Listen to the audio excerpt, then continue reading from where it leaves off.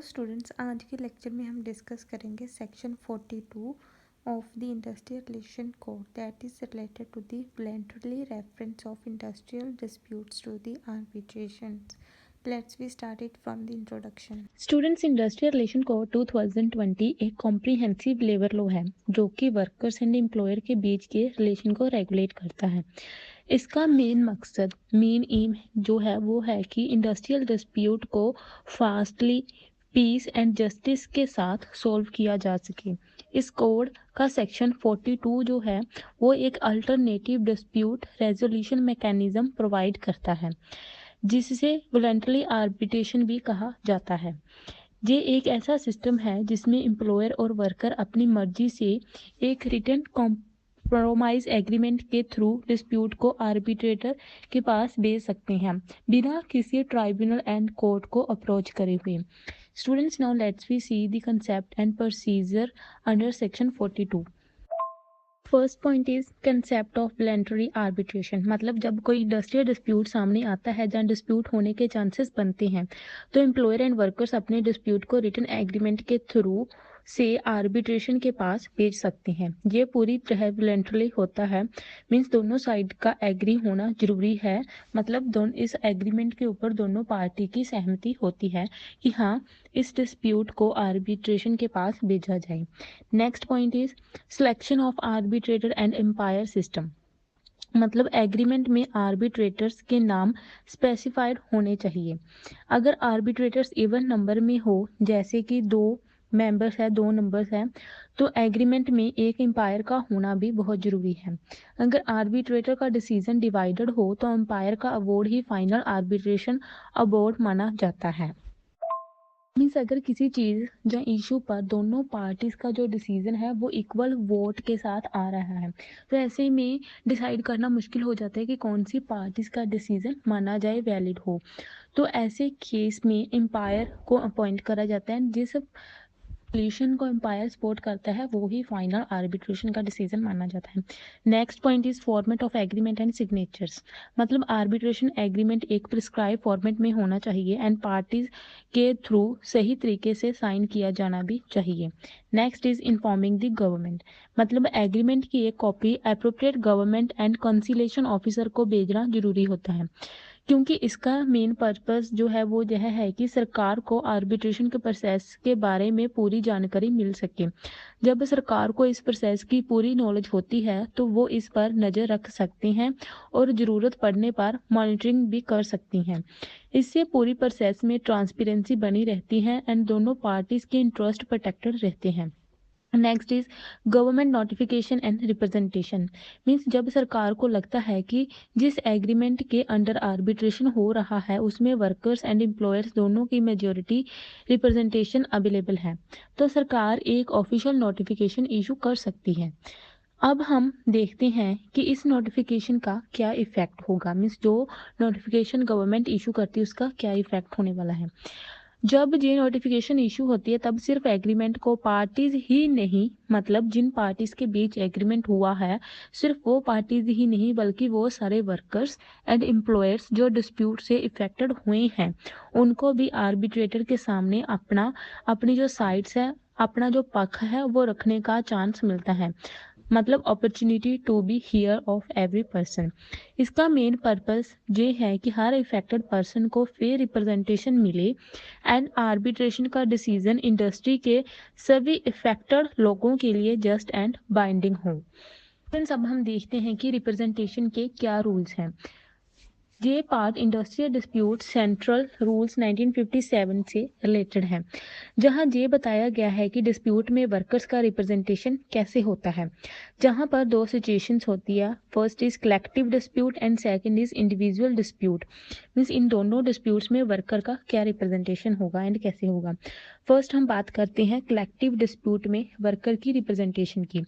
Students, अगर collective dispute हो मतलब जब पूरे ग्रुप ऑफ वर्कर का इशू हो तो इन केसेस में वर्कर का रिप्रेजेंटेशन कुछ इस तरह होता है. मीन्स इस ऑर्डर में होता है.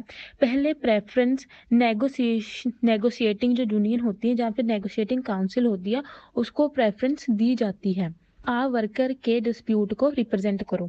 अगर कोई भी रिकॉग्नाइज नेगोशिएटिंग यूनियन या फिर काउंसिल है तो वही वर्कर्स को रिप्रेजेंट करेगी। बट अगर यह नेगोशिएटिंग यूनियन या काउंसिल नहीं है तो वर्कर को उस एस्टेब्लिशमेंट की जो रजिस्टर्ड ट्रेड यूनियंस है वो रिप्रेजेंट करती है। और दोनों ही मीन्स नेगोशिएटिंग काउंसिल या फिर यूनियन ट्रेड यूनियन नहीं है तो उस केस में वर्कर के रिप्रेजेंटेटिव प्रिस्क्राइब्ड तरीके से प्रिस्क्राइब्ड फॉर्म से चूज किए जाते हैं, जैसे कि वर्कर के बीच इलेक्शन या फिर सिलेक्शन प्रोसेस के थ्रू।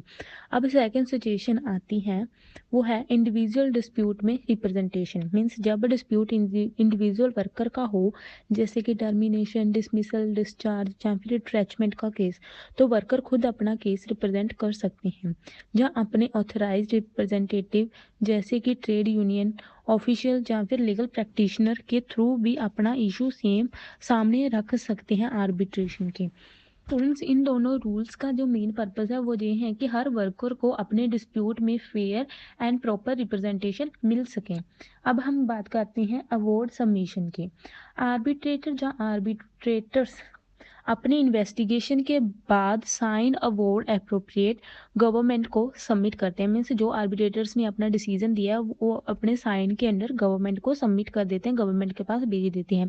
ये अवार्ड ही इंडस्ट्रियल रिलेशन कोड के अंडर फाइनल और बाइंडिंग अवार्ड माना जाता है, जिसका लीगल इफेक्ट पूरे एस्टेब्लिशमेंट एंड इंडस्ट्री के लिए होता है।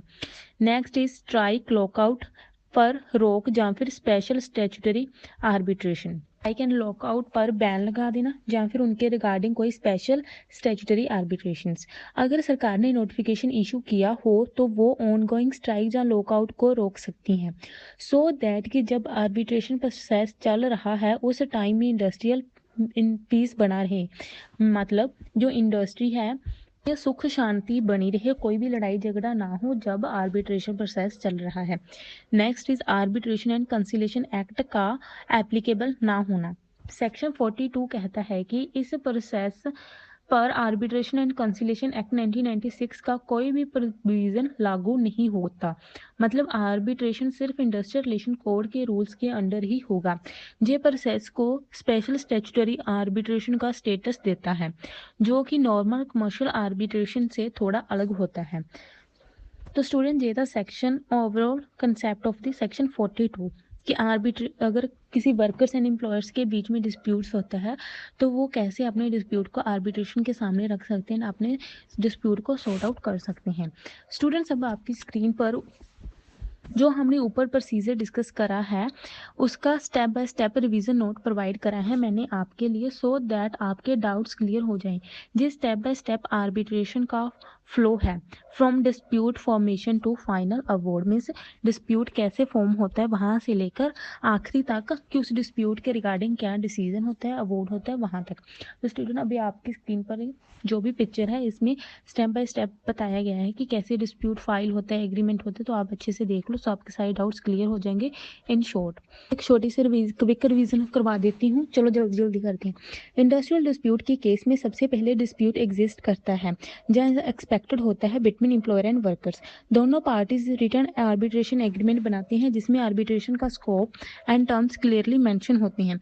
उसके बाद आर्बिट्रेटर्स का सिलेक्शन होता है। अगर आर्बिट्रेटर्स के नंबर इवन हो तो एम्पायर भी सिलेक्ट किया जाता है। एग्रीमेंट को प्रिस्क्राइब फॉर्मेट में साइन करके गवर्नमेंट एंड कंसिलेशन ऑफिसर को सबमिट किया जाता है। गवर्नमेंट अगर चाहे मेजॉरिटी रिप्रेजेंटेशन चेक करने के बाद नोटिफिकेशन इशू कर सकती है एंड आर्बिट्रेशन प्रोसीडिंग स्टार्ट होती है। उसके बाद एंड रिप्रेजेंटेशन रूल्स फॉलो किए जाते हैं, लाइक कलेक्टिव डिस्प्यूट में नेगोशिएटिंग यूनियन, ट्रेड यूनियन या फिर elected representative, and in the case of individual dispute में वर्कर खुद या ऑथराइज्ड रिप्रेजेंटेटिव्स के थ्रू अपना केस रिप्रेजेंट करते हैं एंड उसके बाद आर्बिट्रेटर्स अवार्ड प्रिपेयर कर गवर्नमेंट को सबमिट करते हैं। जरूरत पड़ने पर स्ट्राइक एंड लॉकआउट रोका जा सकता है and in the end award industrial relation code के अंडर लीगली बाइंडिंग और इन्फोर्सेबल होता है और ये आर्बिट्रेशन स्पेशल स्टैट्यूटरी आर्बिट्रेशन का स्टेटस लेता है। मीन्स उसके स्टैट्यूटरी आर्बिट्रेशन की पोजीशन के बेसिस पर होता है। Now next we will discuss the key features of the section 42। First is कि आर्बिट्रेशन सिर्फ तब पॉसिबल है जब एम्प्लॉयर एंड वर्कर दोनों रिटर्न एग्रीमेंट साइन करते हैं। अगर आर्बिट्रेटर्स में डेडलॉक हो जाए तो एम्पायर का मैकेनिज्म डिस्प्यूट को रिजोल्व करता है। गवर्नमेंट मेजॉरिटी रिप्रेजेंटेशन चेक करने के बाद नोटिफिकेशन इशू कर सकती है और स्ट्राइक एंड लॉकआउट्स को कंट्रोल करना भी पॉसिबल हो जाता है। एंड इसके बाद नोटिफिकेशन के बाद सिर्फ पार्टीज नहीं बल्कि इफेक्टेड वर्कर्स एम्प्लॉयर्स भी अपना पक्ष सामने रख सकते हैं। मीन्स दोनों पार्टी की ओर से जो भी इफेक्टेड रिप्रेजेंटेटिव के अलावा इफेक्टेड वर्कर्स एंड एम्प्लॉयर्स होते हैं उनको भी हियरिंग का चांस मिलता है। And collective and individual dispute में वर्कर्स का फेयर रिप्रेजेंटेशन इंश्योर होता है। प्रोसेस इंडस्ट्रियल रिलेशन कोड के अंडर होता है, arbitration and conciliation act apply नहीं होता इसके ऊपर। एंड स्ट्राइक एंड लॉकआउट दोनों को रोका जा सकता है जब इंडस्ट्रियल प्रोसेस चल रहा होता है, सो दैट कि इंडस्ट्रियल पीस मेंटेन रहे। Now students we will see the judicial analysis and questions. Industrial relation code के अंडर आर्बिट्रेशन प्रोसेस के कई पॉजिटिव्स मतलब एडवांटेजेस हैं जो तेजी से डिस्प्यूट रेजोल्यूशन पॉसिबल बनाते हैं। मीन्स डिस्प्यूट को जल्दी से सॉल्व करते हैं। एंड कोर्ट्स के ऊपर जो बोझ होता है इतने सारे केसेस का उसको भी कम करते हैं। एंड ये प्रोसेस डिसरप्शन कंट्रोल भी अलाउ करता है, जैसे स्ट्राइक्स एंड लॉकआउट को रोकना, क्योंकि प्रोसीजर प्रिस्क्राइब्ड एंड स्ट्रक्चर्ड है। ये आमतौर पर प्रिडिक्टेबल और फेयर आउटकम प्रोवाइड करता है, लेकिन इसके साथ कुछ कंसर्न्स मतलब डिसएडवांटेजेस भी होते हैं। वॉलंटरी होने के बावजूद भी कभी कभी वर्कर्स को प्रेशर में एग्रीमेंट साइन करना पड़ता है। आर्बिट्रेशन एंड कंसिलिएशन एक्ट के ना होने की वजह से कुछ प्रोसीजरल सेफगार्ड मिस हो सकते हैं।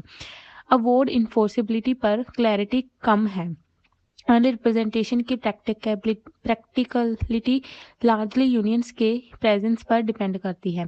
एंड साथ ही में स्ट्राइक बैन मैकेनिज्म का मिसयूज भी हो सकता है। So students up to here we have discuss our overall section 42 and इसके क्या प्रोसीजर्स है, कैसे डिस्प्यूट रेजोल्यूशन होता है आर्बिट्रेशन के थ्रू। मीन्स सेक्शन 42 ही जो है वो आर्बिट्रेशन डिस्प्यूट रेजोल्यूशन मैकेनिज्म के साथ डील करता है। इसके क्या क्या फीचर्स हैं, एडवांटेजेस डिसएडवांटेजेस हमने सब कुछ डिस्कस कर लिया है। So now we will see the conclusion. Now we will conclude our topic. Section 42 एक स्ट्रक्चर और स्टैट्यूटरी आर्बिट्रेशन मैकेनिज्म प्रोवाइड करता है जिसमें एम्प्लॉयर एंड वर्कर्स अपने इंडस्ट्रियल डिस्प्यूट को ट्राइब्यूनल की जगह आर्बिट्रेटर के पास ले जा सकते हैं सॉल्व करवाने के लिए। एक सस्ता, तेजी एंड रिप्रेजेंटेटिव तरीका है जो कलेक्टिव इंटरेस्ट को ध्यान में रखता है। लेकिन इसका इफेक्टिव इम्प्लीमेंटेशन तभी होगा जब पार्टीज ट्रूली फ्री हो एंड रिप्रेजेंटेशन एंड फेयरनेस का ध्यान रखा जाए। तो दोस्तों ये था आज का टॉपिक। अगले लेक्चर में हम मिलेंगे एक और नए लीगल टॉपिक के साथ। और हाँ, मेरे चैनल को सब्सक्राइब करना मत भूलना, सो दैट कि आपको ऐसे ही और यूज़फुल लेक्चर मिलते रहें। Thank you so much.